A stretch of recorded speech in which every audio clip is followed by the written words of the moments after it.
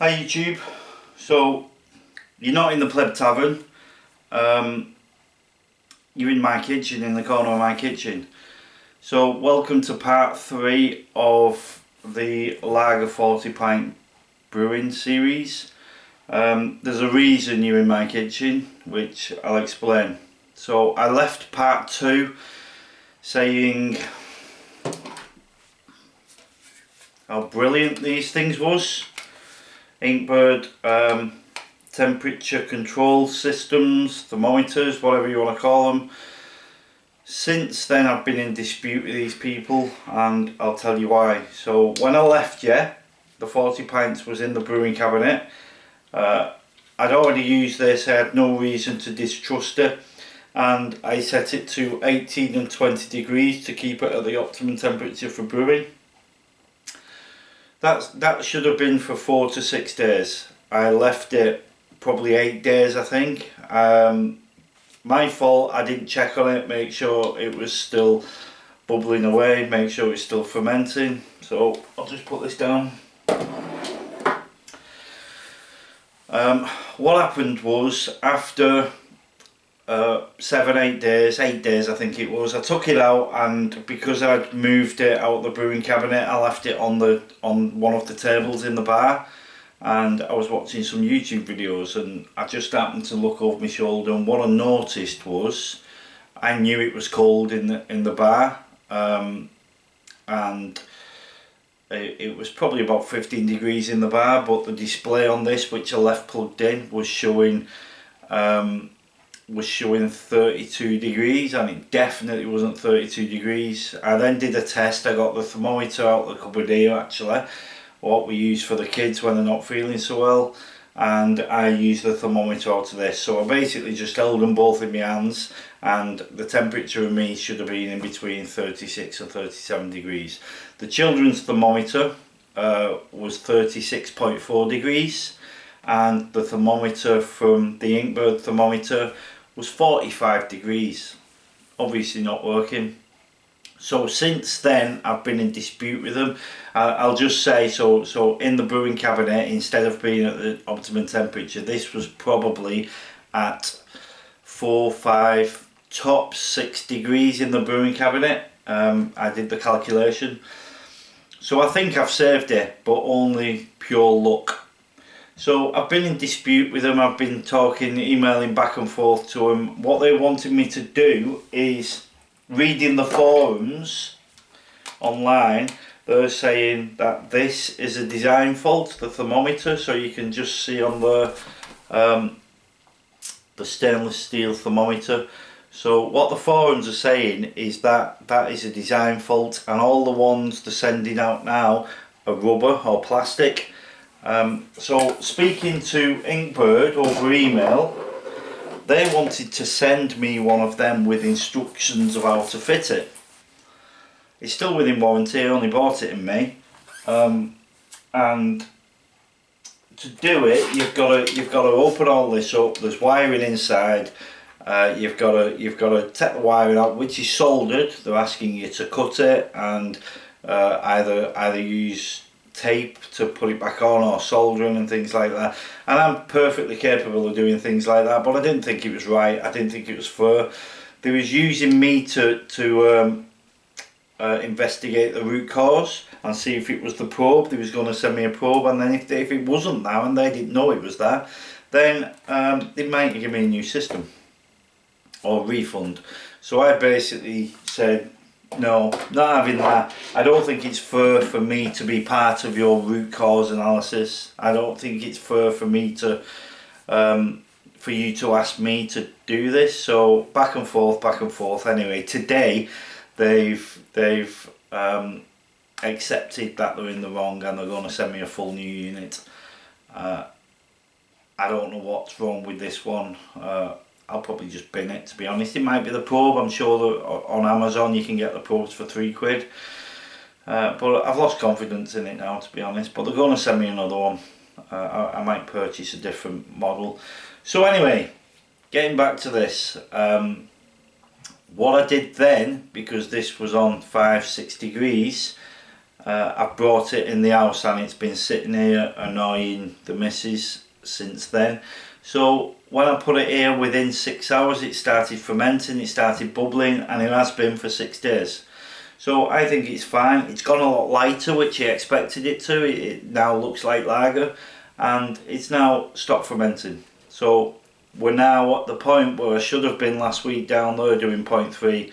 I hope, fingers crossed, it tastes okay and it's not spoilt because of what's happened to it. So all that said, let's get on. Let's do part 3. Hydrometer, I'm going to do that test. This is sitting in sanitizer, so that's being sanitized. It's done actually. In this jug at the side of it is the cap for the barrel. The barrel is here, and you'll see the pipe sticking out the top of the barrel. So that is the cap and the seal. The seal for that cap to go on top of this barrel is in there. That's sanitized. This barrel has been sanitized. I'll probably just put this cap on top and give it a shake just to make sure. And then inside this tube for transferring, the siphon tube for transferring from that to this is also full of sanitizer. You can probably see the bubbles. Probably see the bubbles in that. So we're all ready to go. I'm going to do that, and then I'll do a test, and right now, a little bit exciting, I'll be able to see what APV, what strength my lager is going to be. I'm hoping for at least 4%, but we'll see. And then once that's done, I'll put the cap on this, give it a shake, and then I'll start transferring it. The stage after that is once it's transferred, I'll put it back in the brewing cabinet. But obviously these are sending me another, Inkbird's sending me another one of these. I don't need to wait for that, because if I put it in the fridge it just says chilled. So I can put it in the fridge, normal temperature, just turn the fridge on. It could probably be somewhere around 3, 4, 5 degrees centigrade, which is perfect for drinking. So I'll leave it there, and then that basically is until it clears. Once it's cleared, then that's ready to drink. The thing we have to do is the barrel that I've just lifted up and shown you. You can bottle this, so you can bottle it with half a teaspoon in each bottle and put the bottle cap on. What that does is carbonizes this. So in a full barrel for 40 pints, it's just on the instructions. I know it's 85 grams, which I've already got. So just a normal household scales, and I thought that was a good glass to do lager in. So in there's 85 grams of sugar. So I'm going to put that in the barrel. Once I've took the sanitizer out, siphon from there into the barrel, put the top on, and put it back down the Pleb Tavern in the fridge, and then just wait for it to clear. I'll probably check it this weekend, because it's Thursday now actually. I'll check it each day, but it probably take, I don't know, it might take a week, it might take 2 weeks to clear. It might not. A little bit of fingers crossed, like I've already said, because this I haven't followed the normal guidelines, but while it was in there, when I thought it was fermenting, it was actually chilled at about 5 degrees, so I think I'm okay. And the fact that I brought it in the house and it started fermenting again, I think we're okay with it. Fingers crossed. Otherwise I haven't got time now. I've got 4 weeks till Christmas, so I haven't got time. I'll have to just go and buy some of that cheap Aldi beer. This stuff. If it's half as good as this, I'll be happy.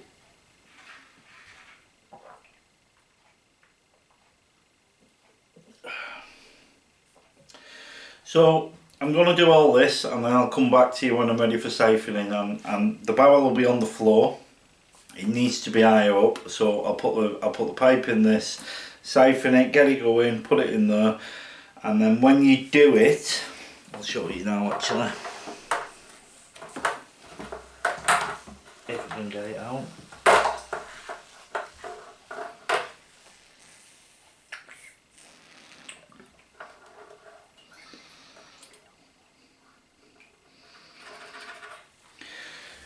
So I'll take the lid off this. That's a straight part. That's so that you've got the control inside, and then this is a tap. So at any point you can just turn that off. It takes a bit of knack to do it with one hand. You can just turn that off. As long as you not take that out of the beer, it'll stick, and then when you turn it back on, it'll carry on to pour. So the trick with this is to not move this at all, which we haven't done for 6 days, and then you can see through this barrel. There's not much sediment at all, so I just follow it down.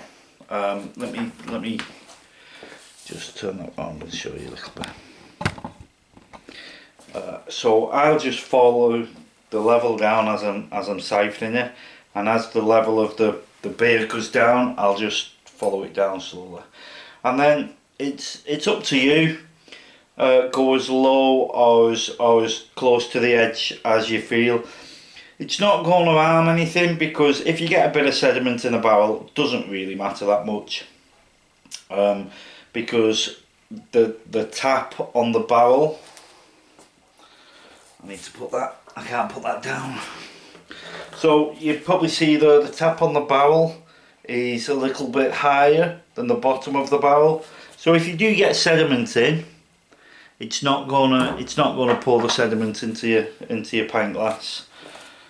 Just move you back up.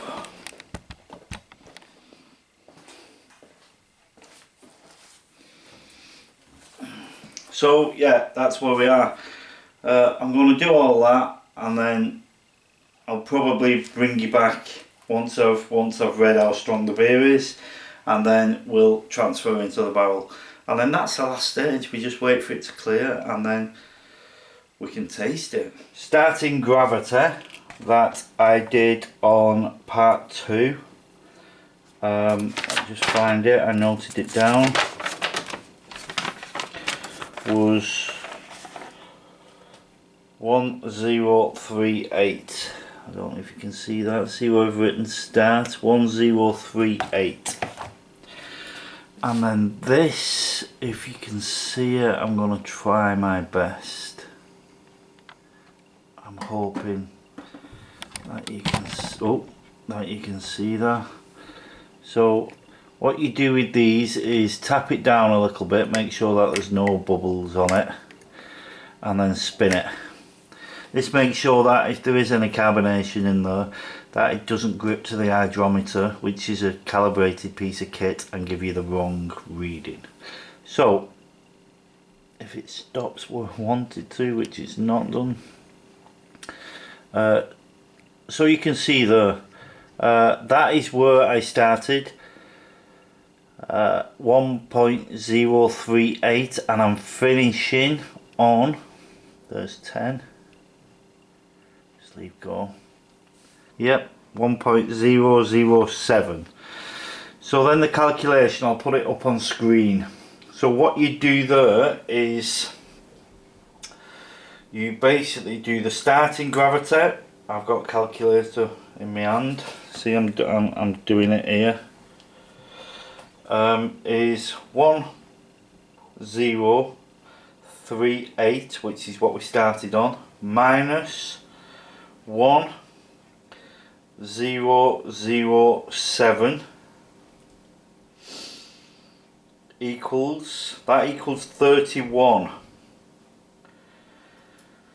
And then what you do, this is the scientific calculation, I can do some digging if people want it, is you then divide that 31 by 7.46, which equals, I need to move that out of the way now, which equals 4.155.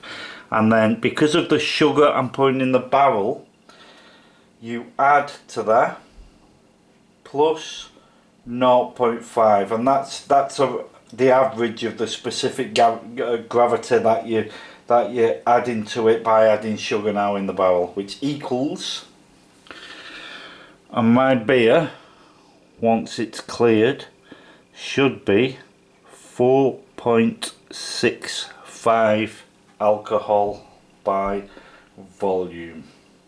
I hope you can't hear the excitement in my voice.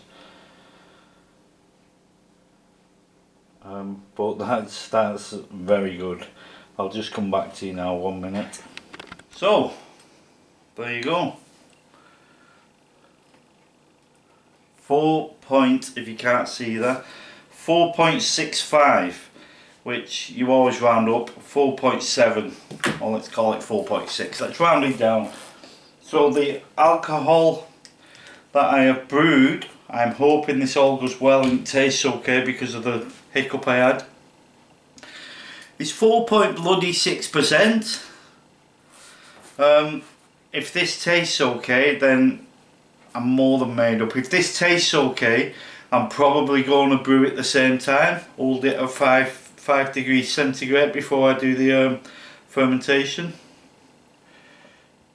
So what I'm going to do now is just take the lid off, siphon it in. This gets binned, by the way. You don't put this back in because you're going to add, you risk adding bacteria. So I'm now going to put it in the barrel. One thing I should have perhaps showed you is, here's the top. So that's the top that goes on the barrel, and I know I've showed you last time, but once it's in the barrel, this screws on top, which I'm not going to do all the way. And then these gas canisters, CO2 canisters, go inside and then screw it on, but I'm not going to do that because I'll waste the gas canister. And then in this, if I can get it without spilling it, and I've spilled loads all over the kitchen floor. She's not here. The seal that goes in the bottom of that keeps it all airtight. Just make sure that, just slowly press it in all the way around, make sure it's level. One thing that you do is when you put this on top of the barrel afterwards, don't over tighten it, because if you over tighten it, you're going to crimp this.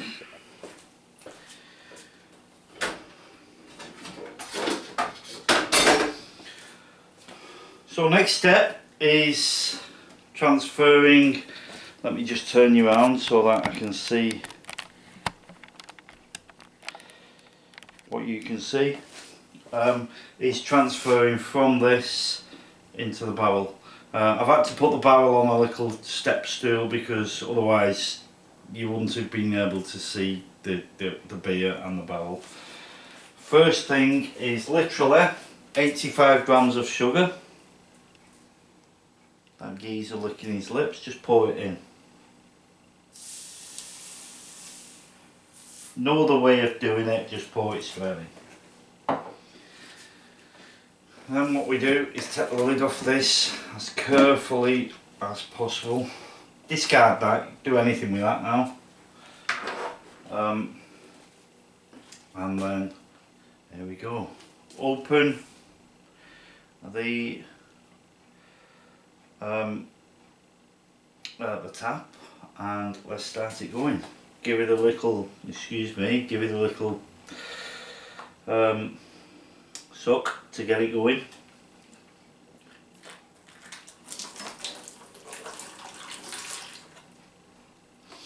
And what I do, I don't know if you can see there, yeah, you can see it, I think.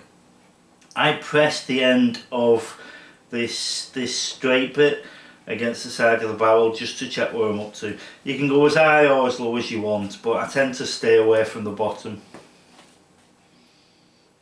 And that is, you can see, there you go, that's now transferring. So that end you can basically leave go of, and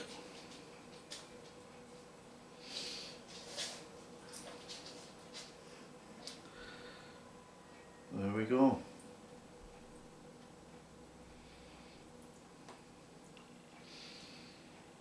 This is a boring bit, so I'll cut to when we're nearly at the bottom.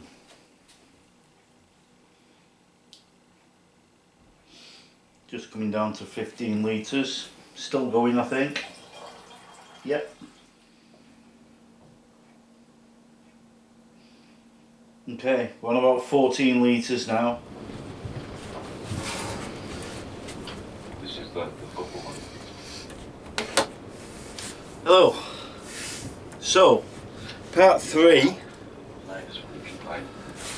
of my lager brew should have been called part 13. Little did I know, I started using my camera, and then yesterday when I was siphoning from the fermentation barrel into the barrel what I'm going to be drinking out of, it's now in the fridge. In fact, I'll show you here in the fridge now.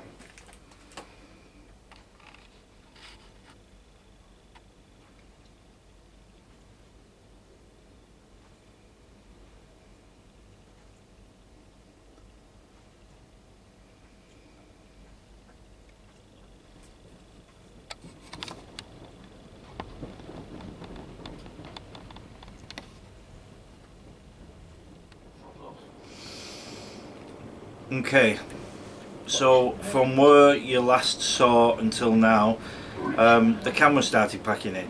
I've done a bit of research, and apparently with this Sony Handycam, when you hang on, I've got Life of John on the telly, and he's doing a bit of a karaoke. Have a listen. You can't give it your all, you know, right?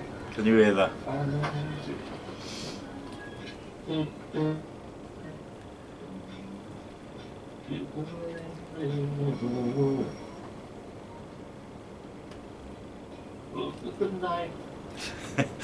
John, you can delete this video tomorrow, but you're still on my video.